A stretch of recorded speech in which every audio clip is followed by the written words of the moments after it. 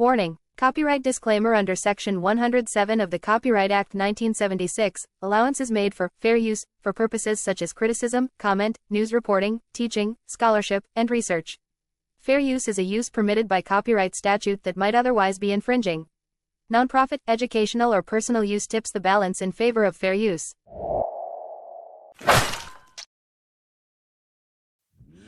What it do, family and friends? Welcome back to the Church of Black Power. If you're not subscribed, go ahead and hit that subscribe button along with the notification bell so you can be notified whenever videos like this drop. Please make sure you're hitting that like and share button so we can beat up the algorithm. Make sure we get this message out to the ears that need to hear. And if you have not done so yet, please make sure you hit that link, go to change.org, and put your signature on the petition for reparations. And with that being said, family, it's been a hell of a week for Kamala Harris. The cosplaying Kamala. It's been a hell of a week. Last week, when we last spoke, Kamala, she went to places like Rolanda Martin, and the Shade Room in order to get these softball interviews where she didn't have to worry about getting much press back. And even though she was, on the show with Rolanda Martin, she still, you could tell by her body language, really didn't want to be there. She really didn't want to be there at all. But that has nothing on earlier this week. Because Kamala went and actually sat down with Bret Baier and did an interview that landed on Fox. And when I say she did horrible, if you haven't seen it, she did horrible. So bad. So bad. So we're going to get into a little of that. And then I got some other things that we're going to jump into. But first, we're going to watch this interview in its entirety. And we're going to critique this. We're going to go point by point, you know what I'm saying? But I'm gonna go ahead and put this on ×2. Fair use. I'm also going to put the fair use title at the beginning of this video. So fair use is enacted, YouTube. Fair use is enacted. Now, let's get into it. Madam Vice President, thank you for the time. Thank you. It's good to be with you, Brett. Voters tell pollsters all over the country and here in Pennsylvania that immigration is one of the key issues that they're looking at this election, and specifically the influx of illegal immigrants from more than 150 countries. How many illegal immigrants would you estimate your administration has released into the country over the last 3.5 years? Well, I'm glad you raised the issue of immigration because I agree with you. It is a topic of discussion that people want to rightly have. And you know what I'm going to talk about. Yeah, but just a number. Do you think it's 1 million, 3 million? Brett, let's just get to the point. Okay, the point is that we have a broken immigration system that needs to be repaired. So your Homeland Security Secretary said that 85% of apprehensions. I'm not finished. We have the rough estimate of 6 million people have been released into the country. And let me just finish. I'll get to the question, I promise you. I was beginning to answer. And when... Notice how she tried to skip over the question and go into her pre-written talking points, right? And so she really expected Bret to allow her to, be her usual Kamala self, a person who really don't have the answers. All she has is pre-written statements, pre-memorized statements. And so she thought that Bret was going to, be like the Shade Room and allow her to get off those statements. She thought that he was going to be like Rolanda Martin and let her get off those statements. If not, let her get off, not just let her get off, but in the case of Charlene, the fraud, even downright help her in some of those statements. So yeah, we already seen just off vert how left this was already going to go. When you came into office, your administration immediately reversed a number of Trump border policies. Most significantly, the policy that required illegal immigrants to be detained through deportation, either in the U.S. or in Mexico. And you switched that policy. They were released from custody awaiting trial. So instead, included in those were a large number of single men, adult men, who went on to commit heinous crimes. So looking back, you regret the decision to terminate remain in Mexico at the beginning of your administration.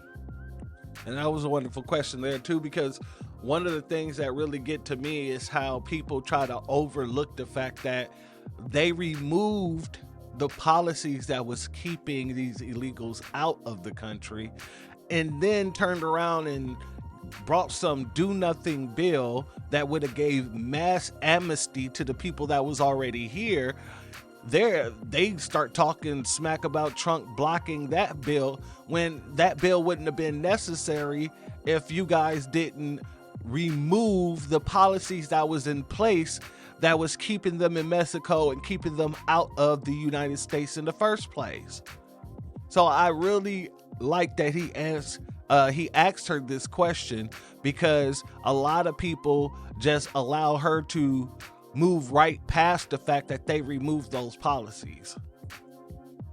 At the beginning of our administration, within practically hours of taking the oath, the first bill that we offered Congress, before we worked on infrastructure, before the Inflation Reduction Act, before the CHIPS and Science Act, before the bipartisan Safer Communities Act, the first bill, practically within hours of taking the oath, was a bill to fix our immigration system. Yes, ma'am. It was called the U.S. Citizenship Act of 2021. Exactly. It was essentially a pathway to citizenship for the May I finish responding, please? But you have to let me finish. You have please. the White House and the House and the Senate. I'm and in they the didn't middle bring of up that bill. responding to the point you're raising. Okay. And he made a very good point there, though, right there. He said, you had the White House, you had the House, and you had the Senate. And no one brought that bill up. And that's true. And that's how exactly how it's been for a lot of issues, especially when it comes to black issues, when the Democrats are in office. Think about, okay, so Bill Clinton, when he came into office, he had the White House, he had the House, he had the Senate. Obama, when he came in, he had the White House, he had the House, he had the Senate. As a matter of fact, he had a supermajority, which makes it a filibuster-proof Senate, right? And then when Biden came in, he had the House, he had the White House, and he had the Senate. So each time there's been a Democrat in office, we've handed them a full sweep. But at no point do these people ever go in there and put in policies that's going to benefit Americans. And not just that, no point do they go in there and put in policies more specifically to benefit foundational black Americans, especially because we're their voter base. You don't get that. They go in and they start putting in policies and putting in protections and putting in funds and giving it to all these different communities that did not put them in the White House. I'd like to finish. We recognized from day one that, to the point of this being your first question, it is a priority for us as a nation and for the American people. And our focus has been on fixing a problem. And from day one then, we have done a number of things, including to address our asylum system and put more resources, getting more judges, what we needed to do to tighten up penalties and increase penalties for illegal crossings, what we needed to do to deal with points of entry between border entry points. That's the work we did, and we worked on supporting what was a bipartisan effort, including some of the most conservative members of the United States Congress, to actually strengthen the border. That border bill would have put 1,500 more border agents at the border, which is why I believe the Border Patrol agents supported the bill. It would have allowed us to stem the flow of fentanyl coming into the United States, which is a scourge affecting people of every background, every geographic location in our country, killing people. It would have allowed us to put more resources into prosecuting transnational criminal organizations, which I have done as the Attorney General, former Attorney General of a border state. Madam Vice President, a couple of prosecuted things. trafficking of drugs, guns, and human beings. And Donald Trump, let me just finish. Six Democrats voted against that bill. Learned about that bill and told them to kill it because he preferred to run on a problem instead of fixing a problem. And in this election, this is rightly a discussion that the American people want to have. And what they want are solutions. And they want a president of the United States who's not playing political games with the issue, but actually is focused on fixing Six it. Democrats voted against that bill. It would have allowed 1. So y'all heard the filibuster there, family, and that's basically what it is. That's all it is that she just did. She filibustered her way through that whole situation, speaking about a bill that really wouldn't have been necessary if y'all didn't remove the policies that was keeping those folks out in the first place. And then he brings up the fact that, 6 Democrats voted against that very same bill. And for the very same reason that most people would believe, because of the fact that it would grant mass amnesty to the illegals that was already here. And while she's talking about border security, making sure the border's strong and everything, I read an article, and we're going to talk about this at some point. I read an article where literally the cartels gave a green light for the cartel to actually shooting unalive police officers, border officers, basically at the border, in anticipation that Donald Trump is going to win the election. They know that, like, literally with Kamala Harris running the border, it's a lax system. It's nothing. They can get in, they can get out, they can make billions of dollars trafficking people, trafficking drugs, trafficking weapons and things like that with no issue.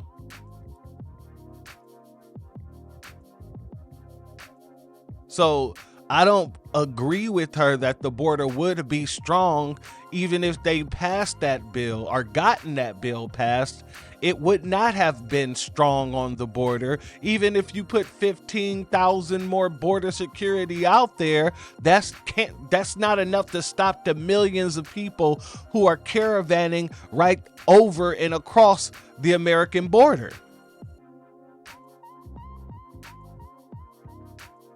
8 million illegal immigrants into the country a year. A lot of conservatives had a problem with it. These are the 6 Democrats. But more importantly, back to the original premise. Jocelyn Mungary, Rachel Morin, Laken Riley, they are young women who were brutally assaulted and killed by some of the men who were released at the beginning of the administration, well before a negotiated bipartisan bill. Former President Clinton actually referred to Laken Riley Sunday, campaigning for you in Georgia, saying if those men had been properly vetted, Laken Riley probably would not have been killed. So if it wouldn't have happened, this is well before any negotiation. This is well before Donald Trump got involved in the politics. This is a specific policy decision by your administration to release these men into the country. So what I'm saying to you, do you know those families an apology? Let me just say, first of all, those are tragic cases.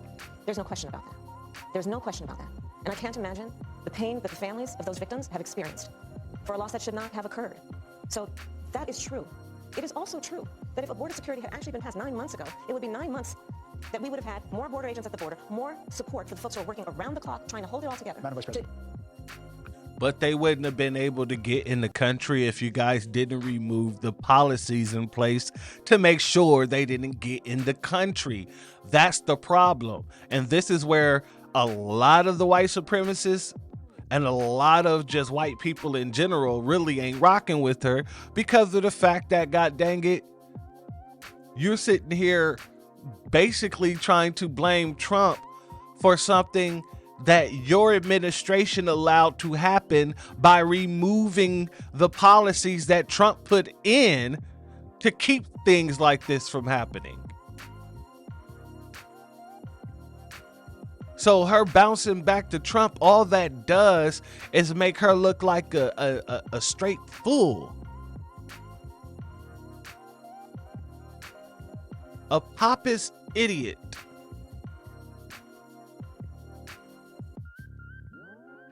Ensure that no future harm would occur. And this election in 20 days will determine whether we have a president of the United States who actually cares more about fixing a problem, even if it is not to their political advantage in an election, because there was a solution, Brett. Madam Vice President, it was a policy decision in the early part of your administration. I will let one of the mothers talk about it. Take a listen. Because of the Biden-Harris administration open border policies catch and release, they were enrolled in the Alternatives to Detention program. This meant that they were released into the United States. It was not even a full 3 weeks later that they would take my daughter, Jocelyn, Mungary's life. I believe the Biden-Harris administration open border policies are responsible for the death of my daughter. That's the early days. So do you owe them an apology? I will tell you that I am so sorry for her loss. I'm so sorry for her loss, sincerely.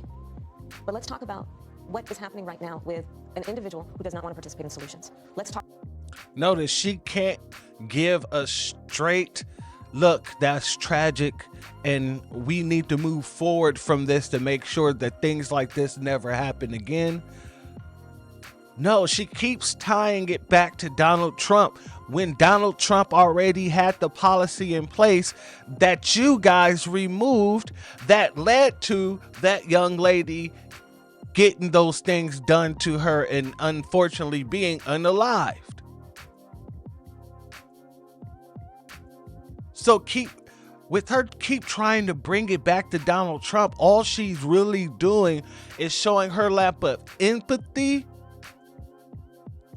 and the lack of sympathy for the situation at hand. That's all she's doing, showing her lack of empathy, one, towards the parents, but also lack of sympathy towards the situation at hand.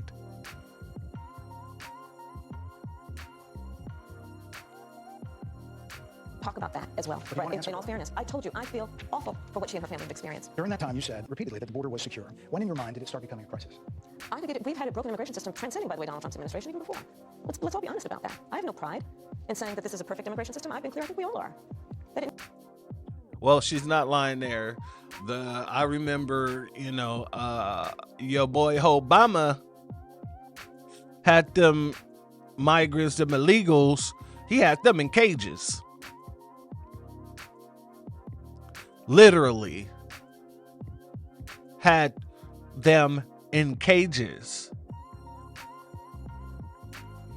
I didn't like a lot of people who saw these past, 10 years of Democratic rule from Obama to Clinton, things like that. A lot of people saw the Democrats as just as anti-immigrant or illegal immigration as the next person. If you was to look into the old videos of different Democrats speaking about immigration, like Bill Clinton, like Obama, when it comes to illegal immigration, you would think that they were Republicans. It's just this new wave of Democrats, this new wave of democracy, if you want to call it that, that's now claiming and trying to convince people that we need to have open borders and mass amnesty for a bunch of people who aren't citizens here and shouldn't be here in the first place, who broke the law to even be in this country, and who gets in the country and continues to break the law.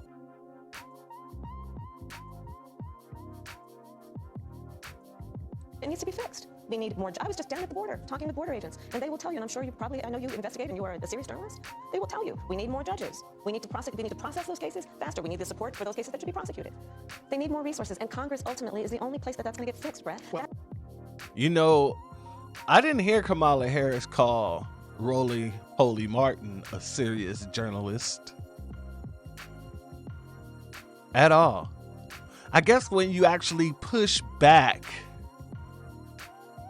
on the witch's lies,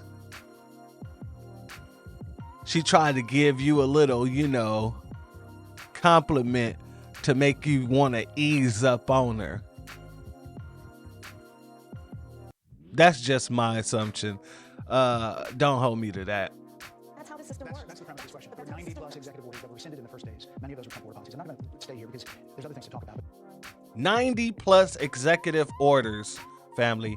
90 plus executive orders was rescinded.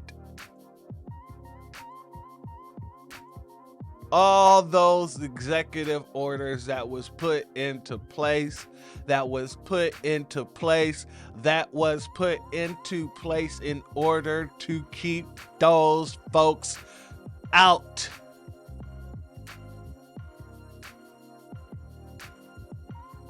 They pulled them all. Well, you frequently talked to the Border Patrol Union for support of that bipartisan bill, and they did. They supported it. But they also just endorsed Donald Trump and said you've been, quote, a failure with border security. Why do you think they said that? I think they're frustrated, and I get it. They want support. They want support, and that's what that border security bill would have done. These guys down at the border, these men and women, they're working hard. I think they're frustrated.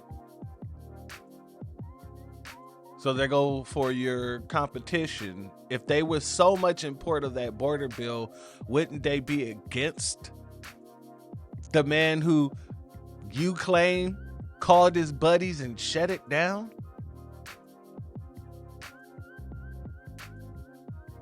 Why would they want to give support to the person that took away the much needed resources that you claim they were so on board in getting? That's like a person breaking into my house, slapping my wife, and then I see him walking down the street the next day, and I ask him, hey, you want to get a ride? You going somewhere? Let me help you get to where you're going.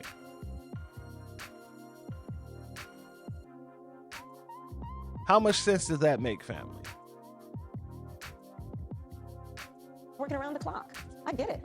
There's a lot of people that look back at what you said in 2019 when you first ran for president, and there have been changes, and you talked about some of them. When it comes to immigration, you supported allowing immigrants in the country illegally to apply for driver's license, to qualify for free tuition at universities, to be enrolled in free healthcare. Do you still support those things? Listen, that was 5 years ago, and I'm very clear that I will follow the law. I have made that statement over and over again, and as Vice President of the United States, that's exactly what I've done, not to mention before.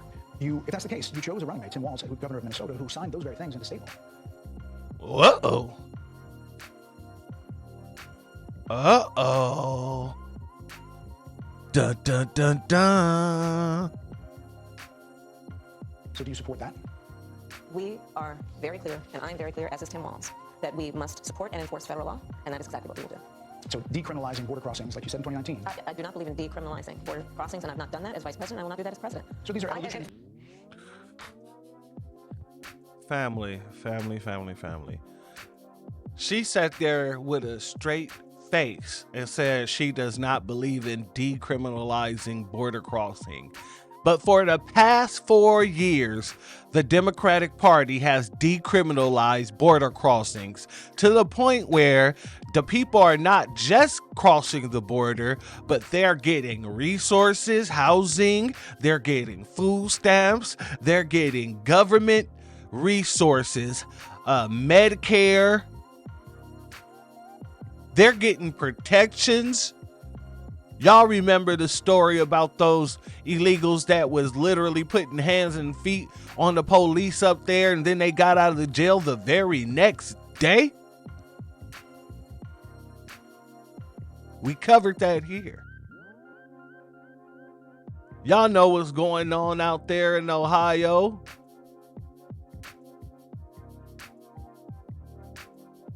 Like, this is ridiculous. She literally said with a straight face, they do not want to decriminalize the border. She doesn't. When that's what all they've been doing for the past 4 years. Well, really 3 years, 10 months or so.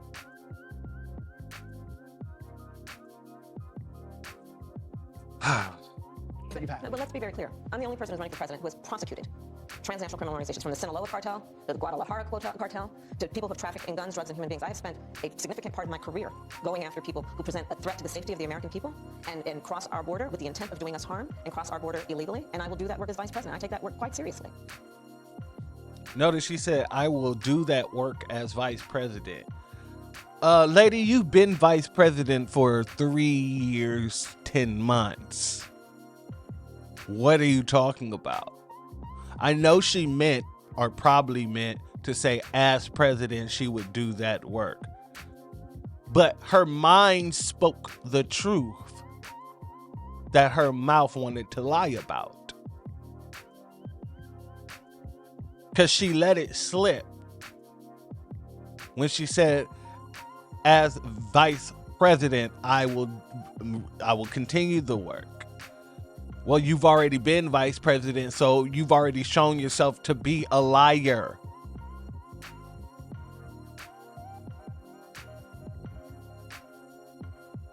See, you want us to give you the opportunity for the next seat up, but in the seat that you maintain as we speak, you maintain a seat. And it's only one seat below the main seat that you want. And you're trying to get higher when you failed in the seat that you sit in.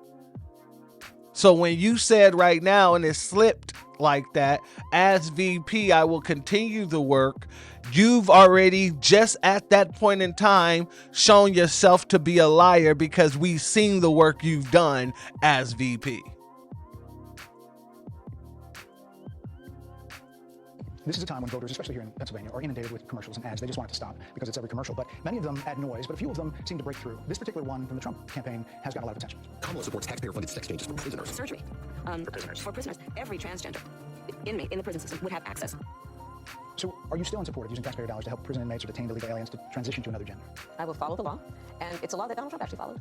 You're probably familiar with, now it's a public report, that under Donald Trump's administration, these surgeries were available on a medical necessity basis to people in the federal prison system. And I think, frankly, that ad from the Trump campaign is a little bit of like throwing stones when you're living in a glass house. The Trump aides say that he never advocated for that prison policy and no gender transition. Well, you got to take responsibility for what happened in your administration. Yeah, no.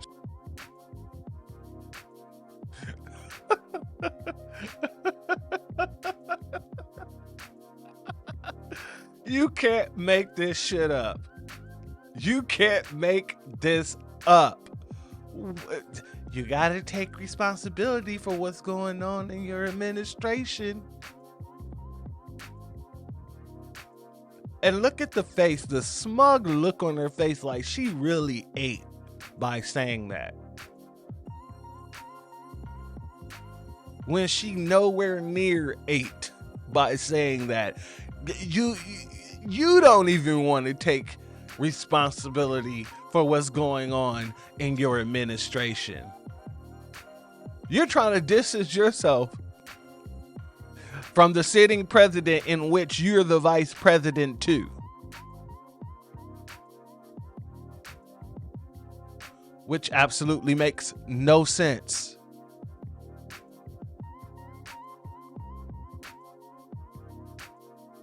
You're literally trying to distance yourself from the administration in which you belong. But you got to take responsibility for what's going on in your administration, right?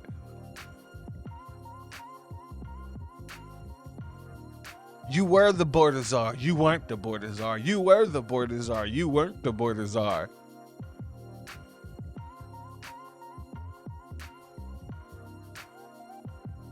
You run around talking about you didn't lock up black mothers for truancy in California, in my native state.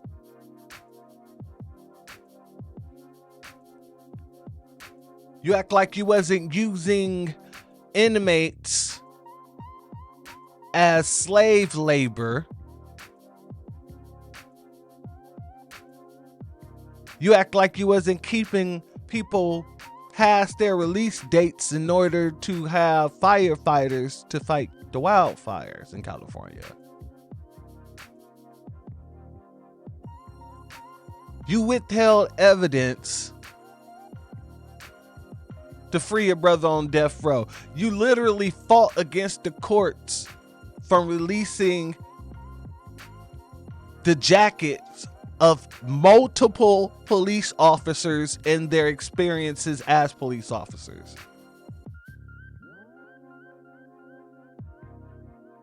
You fought the courts to keep their jackets sealed.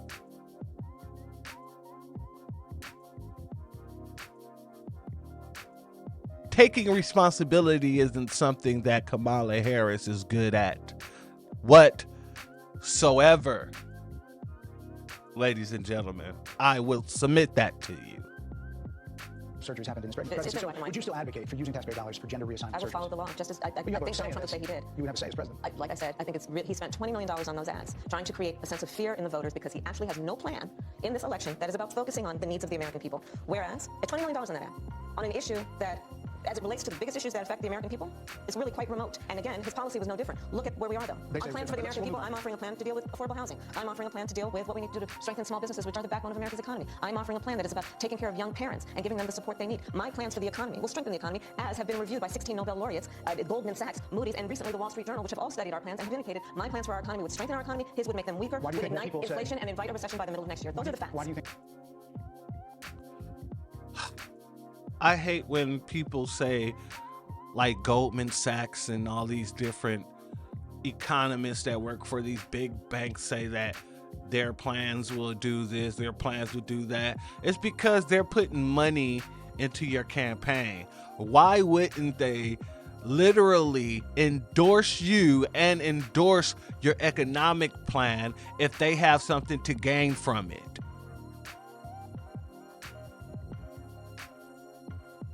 Now, if you would have said Sandy Darity Jr. looked over my economic plan and he said it was the most comprehensive economic plan that he's seen in a while, then I might have batted an eye or two. But talking about a bunch of people who work for these very same billionaires who are funding you, not so much. think when people say they trust him on the economy, then they trust you? I think that when you look at an analysis of our plans for what we would do as President of the United States, it has been clear to those who study and understand how economic policy works that moving forward, because I do believe the American people are ready to turn the page on the divisiveness and the type of rhetoric that has come out of Donald Trump. People are ready to... So now we're too stupid to understand how economic policy works. We're too stupid to look at your policies and see that there's nothing burgers all throughout them. Is that where that's what you're saying now, huh? That's where we're at. These people.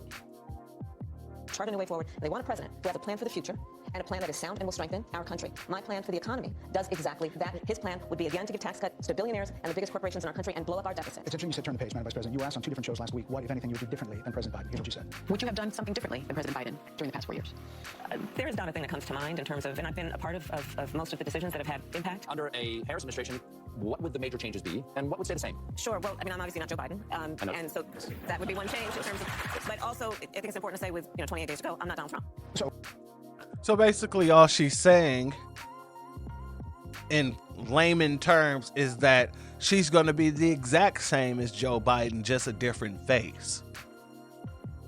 The exact same policies, the exact same mindset,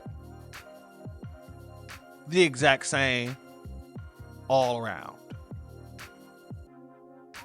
Oh, you're not Joe Biden, you're not Donald Trump, but nothing comes to mind that you would do differently? Let me be very clear. My presidency will not be a continuation of Joe Biden's presidency. And like every new president that comes into office, I will bring my life experiences, my professional experiences, and fresh and new ideas. I represent a new generation of leadership. I, for example, am someone... New generation of leadership, ladies and gentlemen. This woman's 60 years old.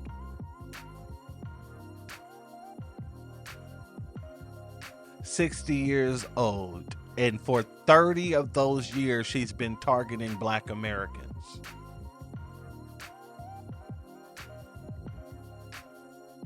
Ain't that the jam? Who has not spent the majority of my career in Washington, D.C. I invite ideas, whether it be from the Republicans who are supporting me, who were just on stage with me minutes ago, and the business sector, and others who can contribute to the decisions that I make about, for example, my plan for increasing the supply of housing in America and bringing down the cost of housing, addressing the issue of small businesses, which is about working with the private sector to bring more capital and access to capital to our small business leaders, including my plan for a $25,000 down payment assistance for first-time home buyers, and for small businesses extending the tax deduction from $5,000 to $50,000. We've heard a lot about those plans in recent days. Your campaign slogan is a new way forward, and it's time to turn the page. You've been vice president for 3.5 years, so what are you turning the page from? Boom. Boom. I mean, if there was just a shockwave sound, let me see if I got some here. Hold on. That'll have to work.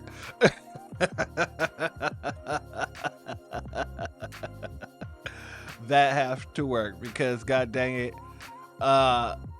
yeah, you've been in office. So why haven't you done anything? Why haven't you and Biden put these plans into motion already? Why are we less than 13, 14 days away? Something like that. We're 13 days away. Why are we 13 days away from an election and now you're trying to make it seem like you got all these good ideas?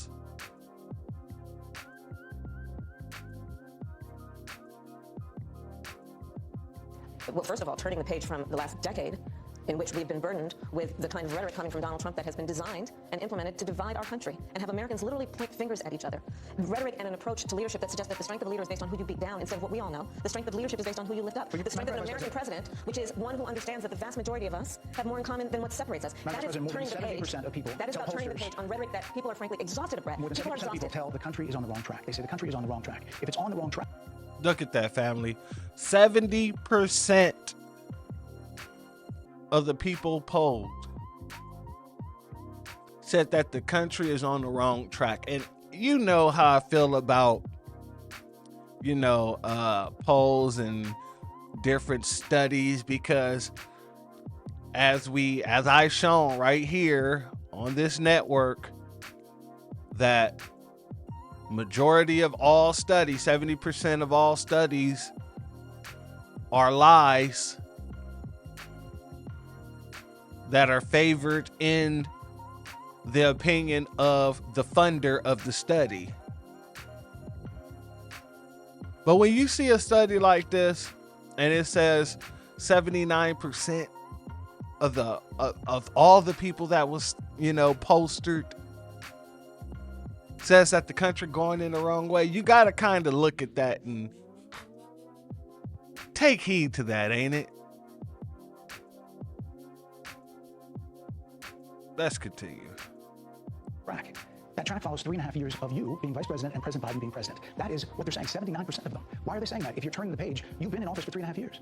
And Donald Trump has been running for office. But you've been the person holding the office. Come on, you and I both know what I'm talking about. You and I both know what I'm talking about. What are you talking about? What I'm talking about is that over the last decade, people... That was my favorite part right there. She said, you and I both know what I'm talking about. He said, I actually don't. What are you talking about? And then she gets into this motion of filibuster all over again. We're going to run that back just a little bit. If you're turning the page, you've been in office for 3.5 years. And Donald Trump has been running for office. But you've been the person holding the office. Come on, you and I both know what I'm talking about. You and I both know what I'm talking about. What are you talking about? What I'm talking about is that over the last decade, people have become... But listen, over the last decade, it is clear to me, and certainly the Republicans who are on stage with me, the former chief of staff to the president, Donald Trump, the former defense secretaries, national security advisor, and his vice president, one, that he is unfit to serve, that he is unstable, that he is dangerous, and that people are exhausted with someone who professes to be a leader who spends full time demeaning and engaging in personal grievances and it being about him instead of the American people. People are tired of that. If that's the case, why is half the country supporting him? Why is he beating you in a lot of swing states? Why, if he's as bad as you say, that half of this country is now supporting this person who could be the 47th president of the United States? Why is that happening? This is an election for president of the United States. It's not supposed to be easy. I know, but it's not supposed to be. It is not supposed to be a cakewalk. So are they misguided, the 50%? Listen, What does that answer tell you? This is a presidential election. I'm running for the president of the United States. It's not supposed to be easy. It's not by any means supposed to be easy. Who the hell said it was supposed to be easy? He asked you a simple question. Why, if he's as bad as you say, are all the people that he is getting support from supporting him? Why are the people who work the border so willing to endorse him over you if he blocked the policy that you said they were so in favor of? These are questions that need answers, and these answers must be direct. You cannot sit here and filibuster your way through a question that the public wants to know.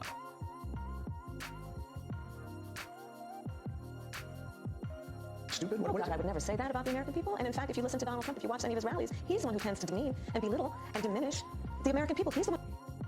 Shout out to my brother Black Alpha, because he showed a clip when he was speaking about this of Kamala Harris, and I don't have that clip right now, literally calling the public stupid.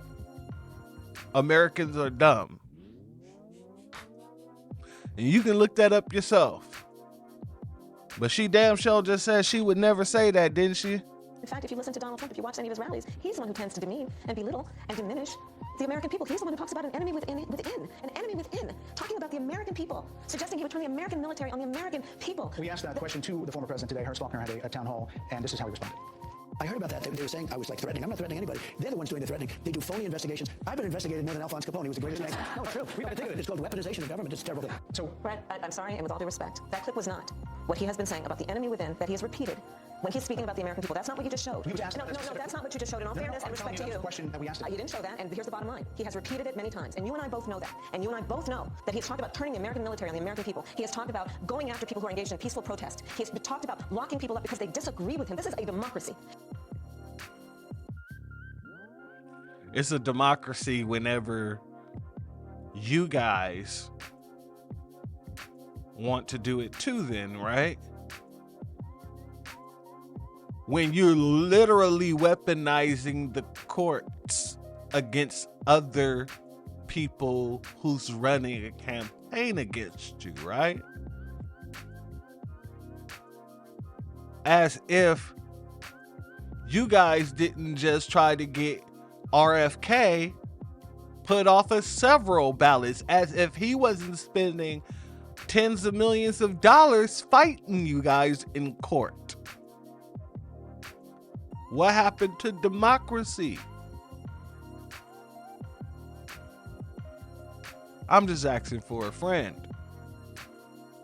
And in a democracy, the president of the United States, in the United States of America, should be willing to be able to handle criticism without saying he'd lock people up for doing it. And this is what is at stake, which is why you have someone like the former chairman of the Joint Chiefs of Staff saying what Mark Milley has said about Donald Trump being a threat to the United States of America. He's quoted in the Bob Woodward book that way, yes. Let me ask you this, Madam Vice President. You call Donald Trump, you call Donald Trump, he's misguided. You say now he's unstable. He is unstable. He's not well. You say he's mentally not stable. He's not Let me stable. ask you this. If he's unstable, what do you call yourself? You can barely keep a sentence going without bringing in Donald Trump. You're incoherent. We're just you're babbling.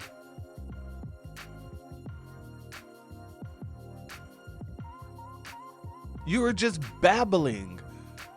Oh God, let's continue because there's a lot more to get through in a little bit of time. You told many interviewers that Joe Biden was on his game, that ran around circles on his staff. When did you first notice that President Biden's mental faculties appeared diminished?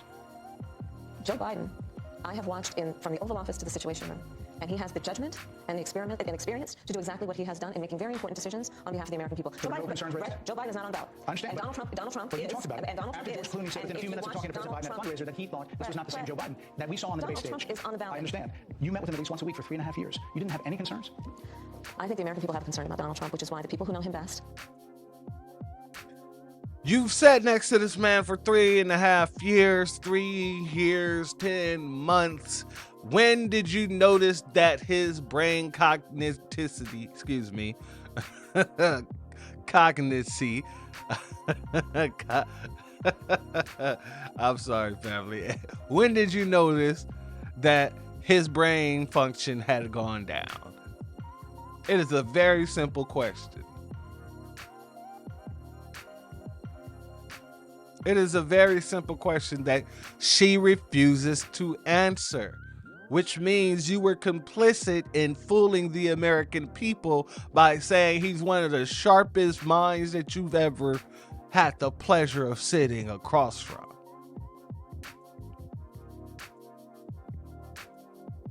Which also begs the question, who's been running the country?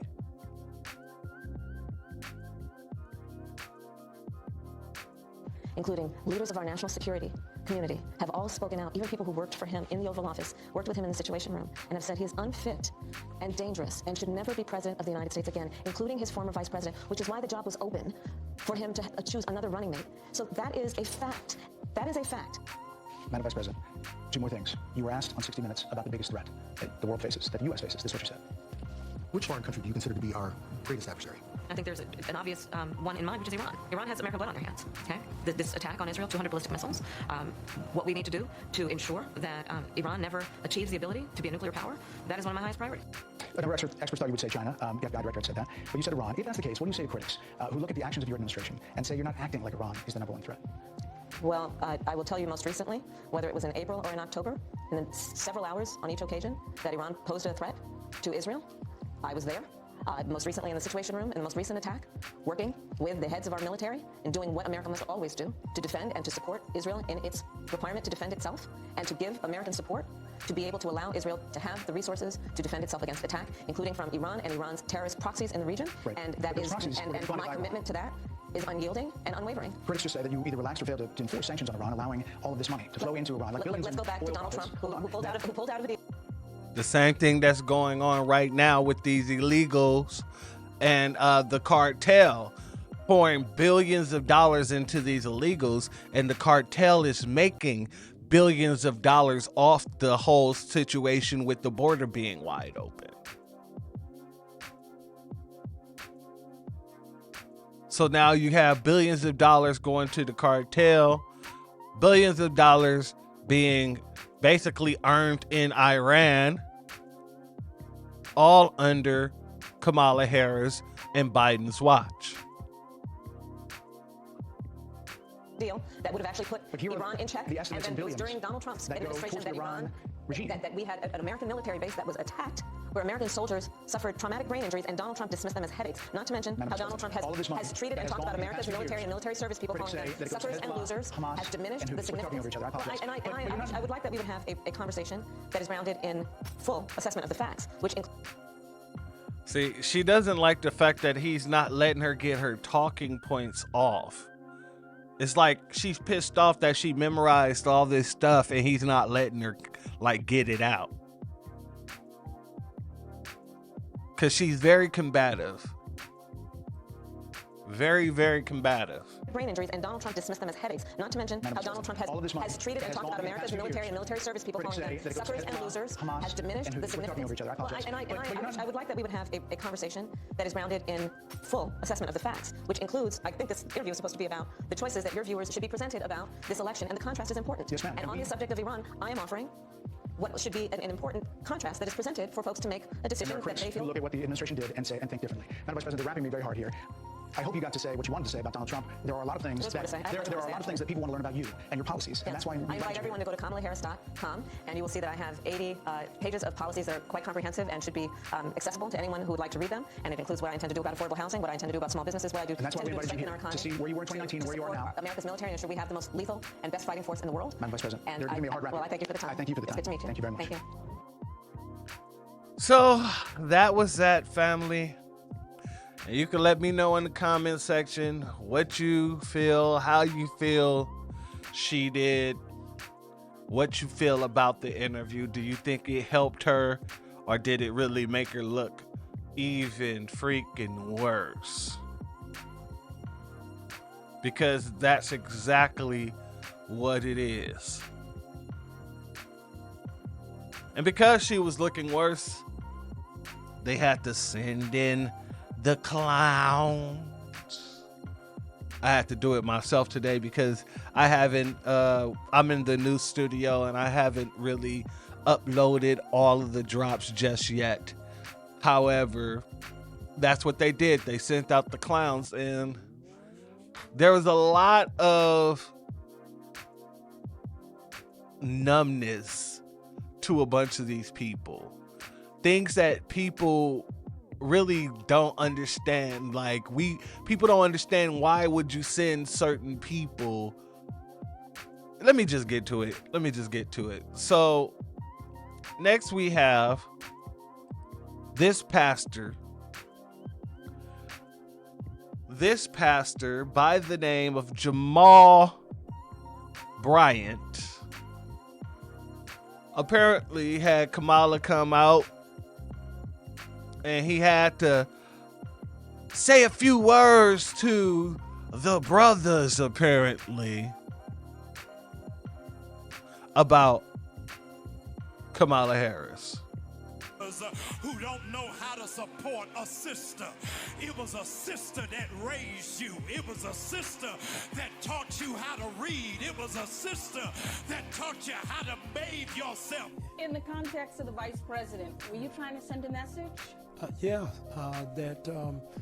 We've got to be able to vote that misogyny is still real in our community. We've got to address it head on and not act like it doesn't exist. The reality is, if black men had voted, Stacey Abrams would be a governor. That's false. Stacey Abrams lost because of the fact that she had all those white women voting against her. And yeah, black men didn't show up for Stacey Abrams because she didn't give black men anything to show up for. She was another abortion candidate. She didn't care about doing anything tangible for the black community, and we told her, if you don't do anything tangible, then you can expect nothing if we get nothing. And so, yeah, don't blame black men. Well, yes, blame black men, but also blame white women who didn't show up for Stacey Abrams like they were going around the world telling people they were going to do, while they was running around the U.S. acting like Stacey Abrams supporters. They didn't show up for Stacey Abrams, which leads me to believe that that was another manufactured campaign. If they're paying people to go to Kamala Harris's rallies and stuff like that, then what makes you believe that they wasn't doing it for Stacey Abrams too? And I played the video of one of the sisters down there saying that they've been doing it down there for years. But shout out to our brother Black Alpha Network, who says this is the pork chop preacher that criticized black men who don't support Kamala Harris, multiple wives, 6 baby mothers. No wonder the religious community doesn't trust her. This is what it is. I mean, how are you wagging your finger at us? I mean, and you're supposed to be a preacher too, and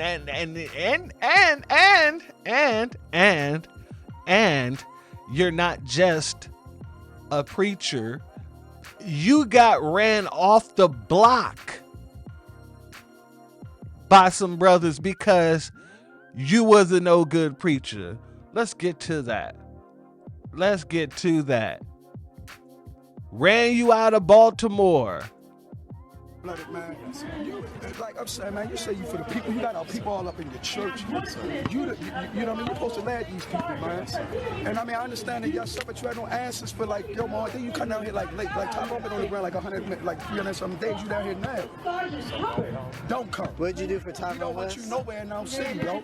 Like you don't need, yo. We don't even want you on our streets. Like you disrespect our streets, man. This me, PFK home. I was on the front. You disrespected up here north, and you came down there. You ain't even fighting no war with us, yo. You ain't had nothing on your show. You ain't had no guns or nothing. And then you fucking with our oppressors. Wow. What you mean, how you fucking with Roland Blake and all them, man? You trying to kill us, man. Where were you? Wait a second. You see how soft he sounds when the real ones push up on him? When the real ones push up on him, wait a second now. Hold up now. I thought you sounded like this. To be a man, I gotta know how to support a woman. Something is wrong with brothers who don't know how to support a sister. But when a brother runs up on you and lets you know that he don't want you on the block. Man, we telling you are. The streets feel like you killing us, man. All right. No, we don't want you in our fucking city. That's real. He's real soft-spoken, ain't he? Remind you of somebody that's roly and who's poly. Last name Martin, ain't it? Now, then get the fuck out the whole city. Is it that easy? That we can really get you the fuck out of here? No, sir. Well, check this out, man. Don't come nowhere down here no more. Wherever PFK boom at, don't come. I know you can tell your henchmen. I know you, yo, Timmy and all them. I know you before it seemed right about all that. Get the henchmen. Don't come down here no more. Boom said it. Me, as a man, the streets don't want you here. I'm speaking for them. So we see you here. So you said you won't come on my motherfucking streets no more, right? Don't bring your ass down here no fucking more. I mean it, yo. On my fucking kids, yo. Cause you're a fucking disgrace. A guardian angel for Satan. Fool. Cause you damn sure ain't guarding me, nigga. Get the fuck up out of here. What you do for Tyrone West again? Empower what? This dick, nigga. Shout out to the family. Shout out to that brother who was standing on business. Tired of these pulpit. Man, these preachers, it'll get you really pissed off. It'll get you gravy. Very pressed and angry. I didn't mean gravy, excuse me. It'll get you angry. Because these people, they take advantage of our people. They take advantage of the people that look just like them and then run to sell us out. Just like he did. So, he's actually the preacher that ends up taking over Eddie Long's church. So, is anyone surprised? I don't think so. After declining a dinner with the Catholics because you knew they could see right through you with their training and expertise, what do? Go to a Baptist church in Atlanta, where the former pastor was accused of sexual misconduct with 4 young boys. And that right there tells me all I need to know. You heard us calling you out on them demons about that Catholic situation, so you tried to play us off and go to that church in Atlanta that is more crooked than the law should ever allow. You are so diabolical and delusional that you just did what you did at the rally and then turn around and go to a church. You already said what you said, ho. Why you trying to take it back and backpedal? Oh yeah. I didn't bring that up, but that she did do that too. She had a rally and somebody screamed Jesus is Lord, and she said, "Oh, you're at the wrong rally." She basically kicked out a woman who's basically a Christian. Like, these are like situations that's been happening as well. So she's been trying to get back in the good graces. That's why she went to get the preacher in the first place. Because she's not looking too good with the Christians either. By the way. Let's continue. It's like you keep doing dumb shit like we ain't gonna call you out. Fuck out my face. And even though y'all could look this information up on Google, I'ma still say for entertainment purposes only. But look it up on Google, cause it's on there. Alright, family. So yeah, so people ain't rocking with that. People ain't rocking with Obama either. Not at all. And I just wonder for anybody who heard that, like what they thought of that. Deeply offended. I was deeply offended. And it felt like a moment where it's like, you N-words better get in line and do what we say. And it felt like him as the czar of the Democratic Party coming down to say, go get these N-words in line. And the general tone of it was disgusting. It was abhorrent. I don't respect it. I didn't like nothing about it.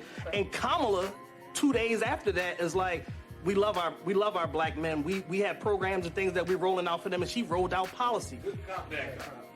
You know, because I'm tired of the good cop, bad cop. Like, I'm tired of it. And I just wonder for That's it. People ain't rocking with nothing Obama said, how Obama acted. So you know what they have to do. They have to bring out the fake ass celebrities, the same people that we ain't been listening to. So now they got to bring out a whole new celebrity that we ain't seen cape for the Democrats in a while. And it just so happened to be Eminem Marshall Mathers. Let's hear what he had to say. Detroit. What up, though? So look, I wrote down a few things I wanted to say. I love you too. Thank you. I'm here tonight for a couple of important reasons. As most of you know, the city of Detroit and the whole state of Michigan mean a lot to me. And going into this election, the spotlight is on us more than ever, and I think it's important to use your voice. So I'm encouraging everybody to get out and vote, please. Yeah, I wanted to speed that up, family. Because I don't remember Eminem coming out speaking when this situation happened. Y'all remember this little girl? Little Miss Flint is her name. Little Miss Flint. April 2024, 2014. Flint was out of water. 10 years later, this very same young lady is 17 years old, getting the Billboard Award for change making.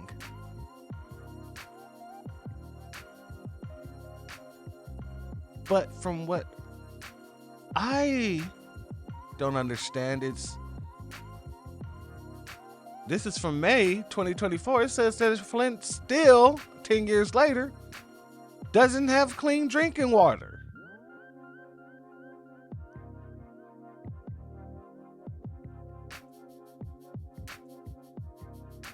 Now, mind you, she won this after meeting Biden.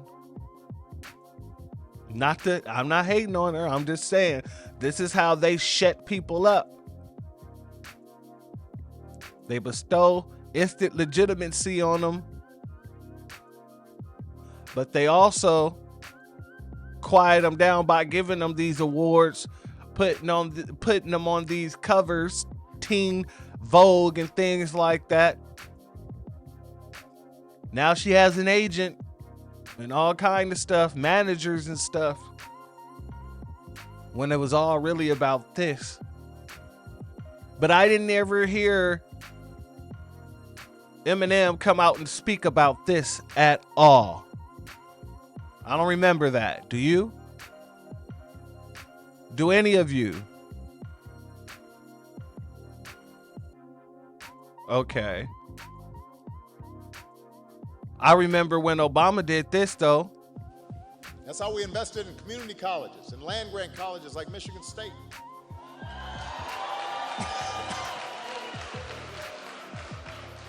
We invest. Can I get some water? Come on up here. Give me some water. And these dumb people in the back cheering this nonsense. See, it's a whole new dawn, a whole new day. It's a whole different type of people.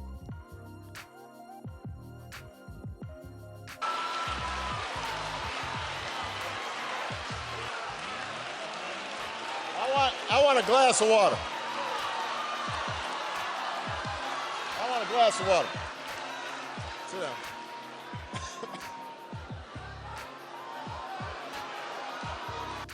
Where do we go from here? That smug look.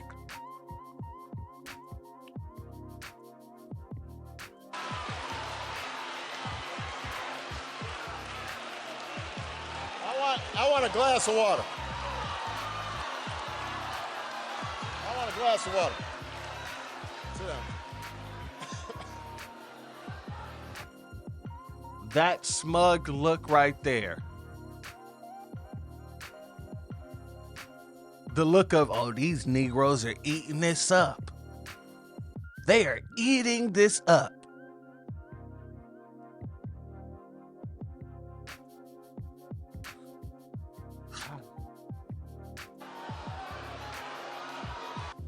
Where do we go from here? Well, I'm still waiting for my water. Somebody obviously didn't hear me. Hold on a second. Now, the reason I know I'm okay is because I already had some Flint water. There we go.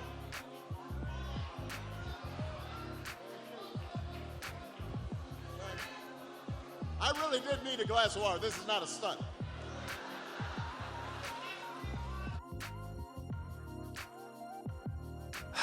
Family. But what makes it even worse is that Obama wasn't called out by Eminem or anybody else in Detroit of Eminem's stature. So while he's talking about, I care about Detroit, not just Detroit, but Michigan as a whole. You didn't care about Flint. Didn't see you boots to the ground. Didn't see you calling out Obama. But now you're sitting here bringing him up. And now he's running around here pandering to the sang white boy by spitting his lyrics. You can't get a viral moment out of actually giving real policy. You can't get a viral moment out of rallying up the black constituents like you're supposed to anymore because we ain't rocking with you. No. You have to get a viral moment by doing crap like this. Now, I notice my palms are sweaty, knees weak, arms are heavy. Vomit on my sweater already. Mom's spaghetti. I'm nervous, but on the surface I look calm and ready to drop bombs, but I keep on forgetting.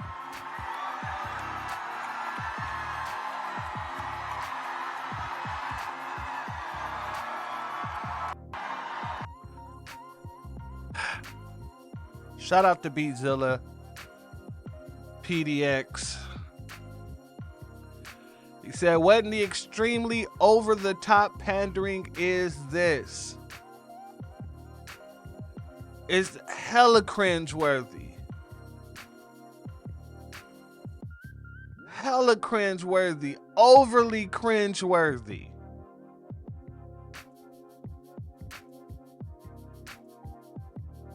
So now, you go from singing Al Green to Lose Yourself by Eminem.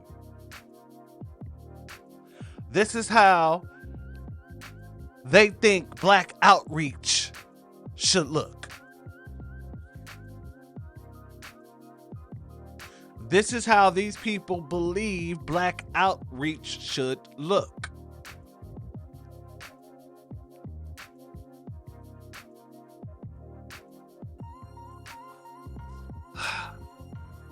Let's continue, family, because they brought out a lot of the nincompoops. Spike Lee came out doing a very zesty interview talking about Obama wasn't hard enough on black men.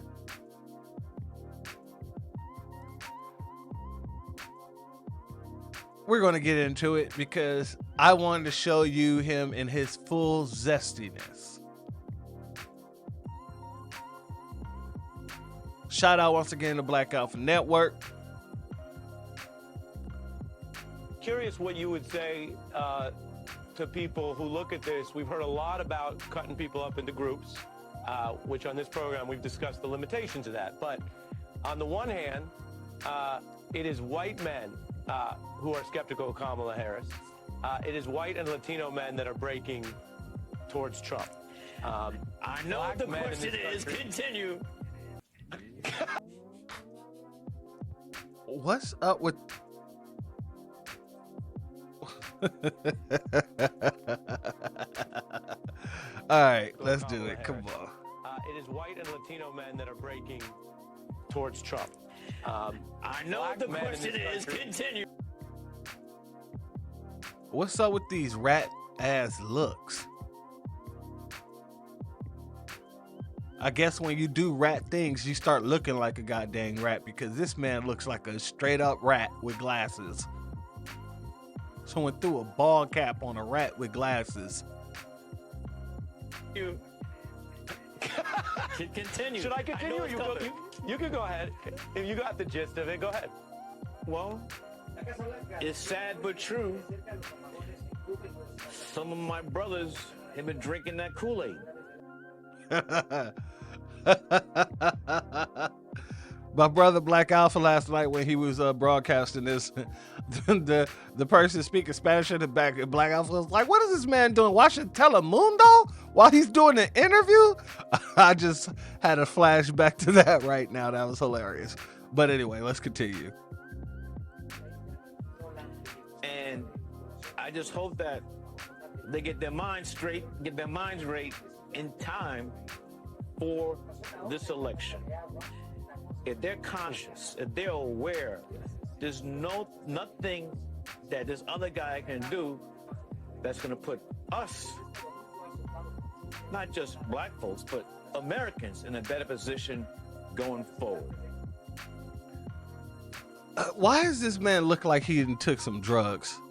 I think this man done popped some pills or something, because he doesn't look coherent, like in a proper like interview state. You get what I'm saying? Like, he seems like he's going through some shit. Look, family. So I urge, and I got to give credit to President Obama, because he's been going really hard on the brothers. Some might think too hard, but I don't think so. we gotta wake up, and don't go for the okie doke. We have woken up, and the okie doke is the Democratic Party, the Democrats in which you represent. Maybe that's what you are. That's why you're looking like that. Maybe if you become the new spokesperson, the new, what is it called? Mascot of the Democratic Party, the Democrats. And that's why you look like someone stuck a ball cap and glasses on a rat.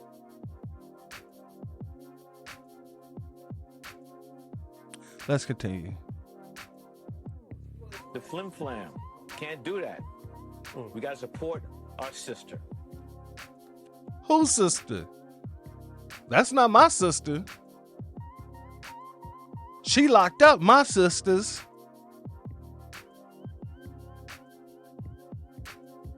She did horrible things to my sisters. She put horrible policies in place against my sisters. What are you talking about? To become the first woman president of the United States of America, and the first sister, and then for this guy to say she's not black. Has he ever heard of Howard University? Ladies and gentlemen, this man just tee-heed. Tee-heed. And the first sister, and then for this guy to say she's not black. Has he ever heard of Howard University? HU? AKA? Those two get you in right away already. First of all, Howard University is a black university in name only. In other words, those who fund an institution within the framework of a political system, those who fund an institution determine what is going to be done within the framework of that institution. And so although Howard University is referred to as a black university and the majority of the student body is black and the majority of the faculty is black, still it is possible, I say it is possible, that those people who control the purse strings can say, we do not like such and such an ideology or philosophy that is coming out of this center. If this continues to come out, then we will not give you funds for building and we will not give you funds to continue the functioning of your center. Now you make your choice. So what he's saying is, as long as you go to a HBCU and join a fraternity, one of the Boule fraternities, you are black. If you remember, I did a broadcast, I think like a month ago, something like that, where I was showing you this white woman who was at a HBCU and she was a part of a black sorority. So by his logic, that would make that white woman a black woman too.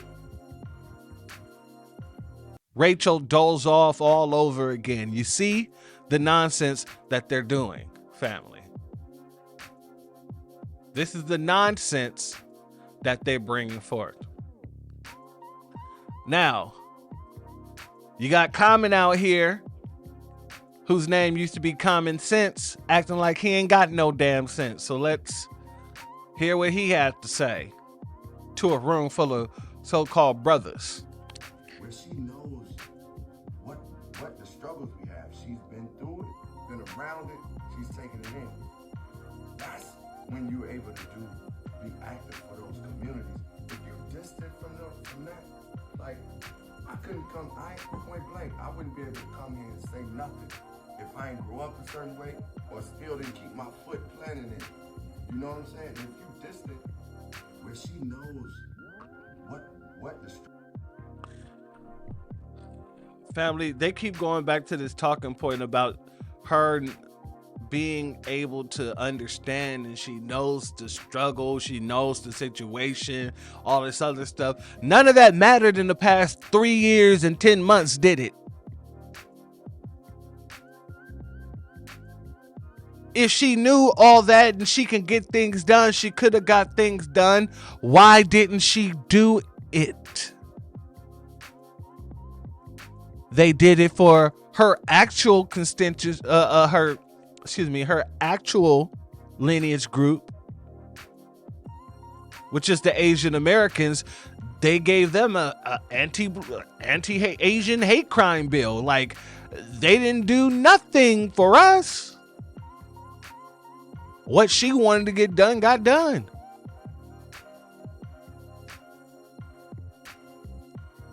She sat as a tiebreaker on the most ties in history. I think it's like 38 times.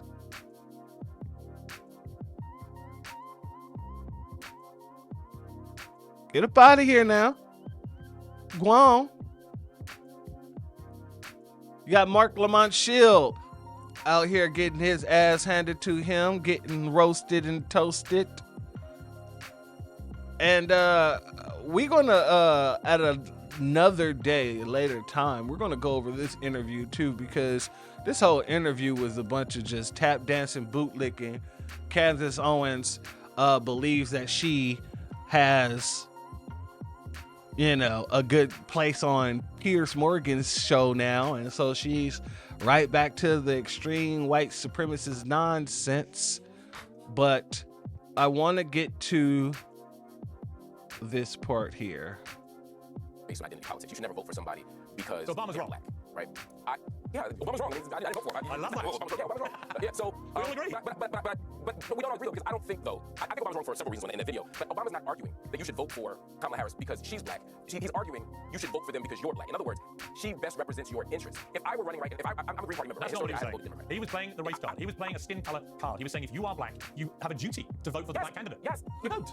As Lord Jamal rightly said in his furious rant about it. Why should he be told who to vote for? Okay, first of all, Piers, again, you just said I bring in the race card. When the question you asked me was, should Obama be... No, I said Obama played the race card, not you. I said Obama did.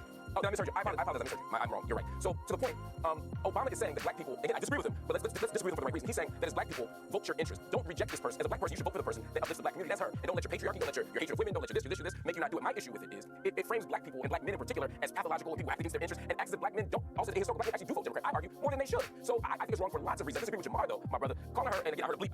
I've been doing it a long time. From that context, it sounded like you were calling her the B word. I couldn't see it, but I heard it. I'm not gonna vote for that bleep. It sounded like the B word. I can't imagine a circumstance where we need to call her that. You know, in real life, or in music, and there's just no reason. She doesn't deserve that any more than she deserves to be told that she does.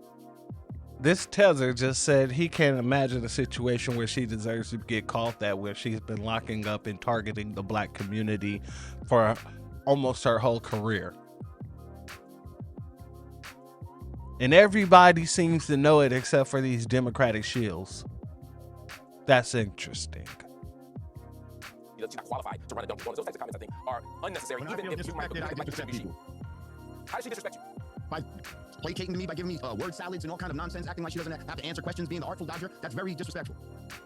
You think she just called a beef for that? Well, listen, first of all, the platform I was on was a different kind of platform. We was, you know what I mean? It's a much looser platform. It's more hip-hop orientated. And if she wants to get down, act like she's black, well... She is black, man. She is black. I want to hear Candace have to say. I want to hear Candace. I'm sorry. Shout out to Lord Jamar, because god dang it, he ain't been holding any punches for anything as of lately. He's talking about Kamala. He's talking about these folks trying to steal our history and hip hop. It's a shout out to my brother, man. Brand Nubian in the building.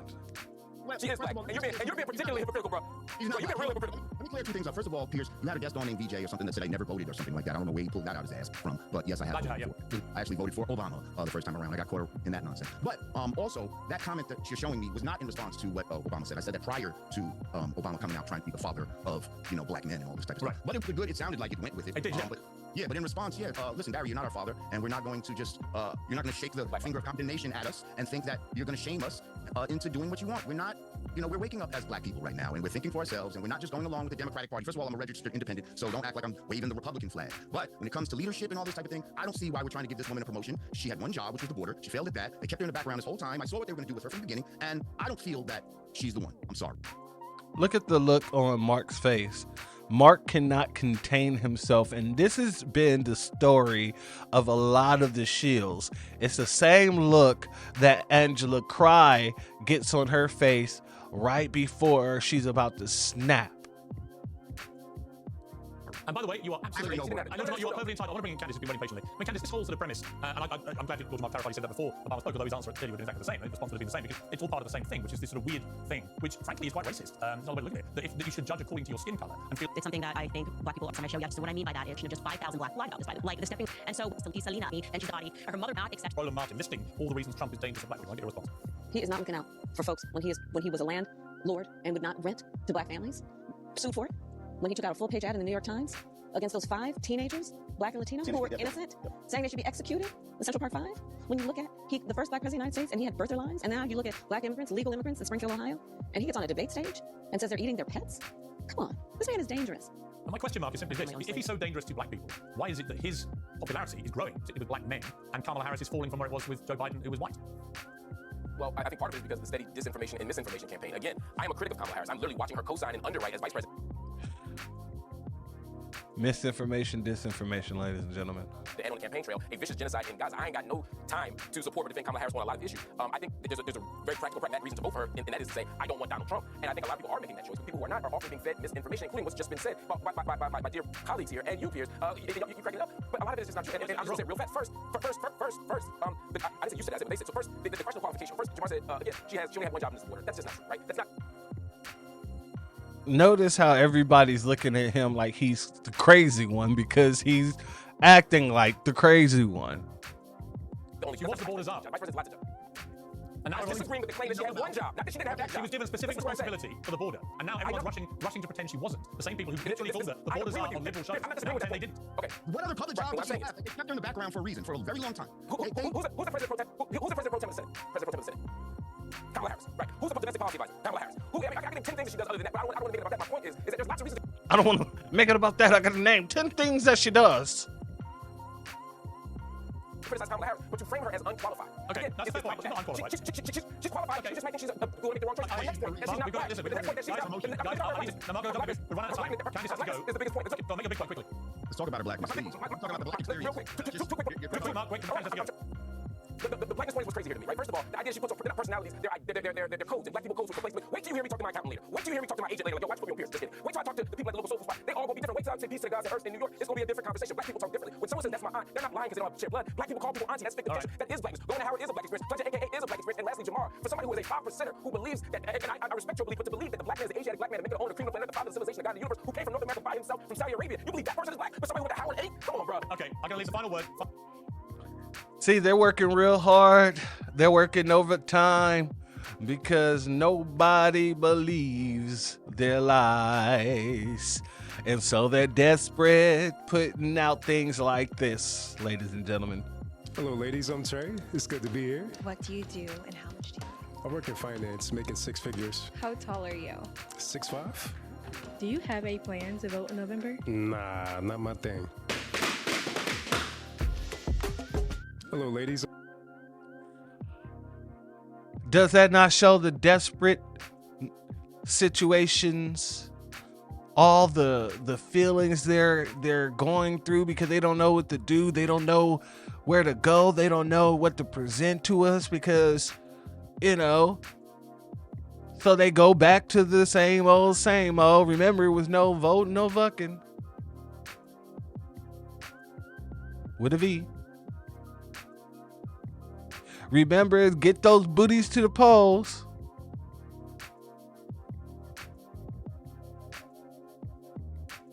Now you got this whole balloon pop that came from Nigerians.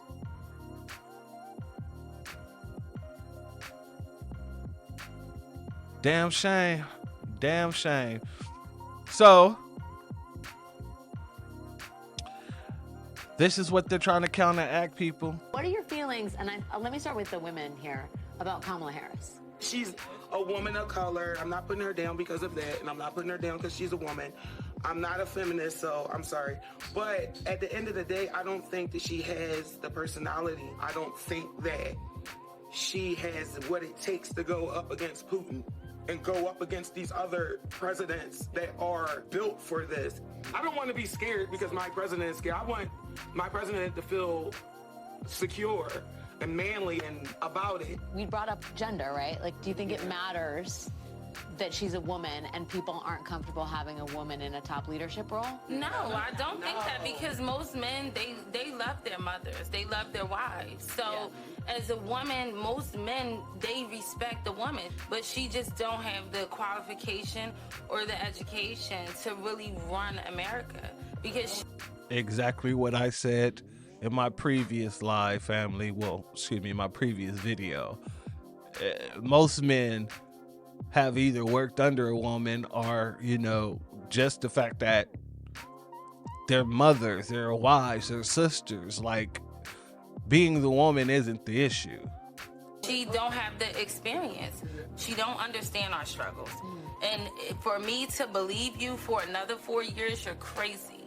Like, you're crazy. You're saying the same thing that you said 4 years ago. So the fact that she's the vice president That's to just you the is bottom nonsense. line. You're like, you've been here, you've had a chance. Yes. Well, for me, the very first time I ever heard the name Kamala Harris, it was in association to locking up parents for truancy. That was the first time I ever heard of her name. And I really didn't understand how this person claims to be a black woman, but yet she's locking up black women and black men and separating families. This is the thing that is, Trump talks about this a lot. He says, Kamala Harris became black when it was convenient. Yeah. Can you talk to me about, do you agree with him on that? Do you feel like she's wearing her blackness? Absolutely. She's sworn into when she sworn to the Senate, it was as the first Indian American. Thank you. Which is, it's fine. We don't care. We all know she's not black. Let's understand that. We are all clear of that. But my point of view, like I told you earlier, she's already been there. She's in office right now. Period, point and blank, family. And a lot of the sisters is calling it out, and rightfully so, because she's running around here cosplaying as a black woman, and that has very, very dangerous implications when you really look into it, because you got things like this going on. It says, dream bigger than a black woman president committing genocide. So now, this Indian woman who is in this administration that is committing or helped committing the genocide or whatever the situation is being put on a black woman when she's an Indian woman, when she's an Asian woman. So the sisters and the brothers who are calling this out, rightfully so, shout out to you, because this will become the norm if we don't continue to call it out. When we say we delineate, we mean from everyone. From everyone. But ladies and gentlemen, this is what's been going on. This is why Kamala is having such a hard time. And it brings a smile to my face. But with that being said, family and friends, if you're not subscribed, go ahead and hit that subscribe button along with the notification bell so you can be notified whenever videos like this drop. Please make sure you're hitting that like and share button so we can beat up the algorithm. Make sure we get this message out to the ears that need to hear. And if you have not done so yet, please hit that link in the description and take your signature and put it on the petition for reparations. And with that being said, family, these folks, they're all learning one by one that you ain't coming to us with no nonsense anymore. The nonsensical bull stuff, the way that people thought that they could speak to us, oh, that's no more. And we're holding everybody accountable. Just like Kamala said, you got to be accountable for what happens in your administration. So, Kamala and the Democrats and all the Democratic shills, y'all got to hold that L. And with that being said, family, the doors of the church are now closed. Peace, family.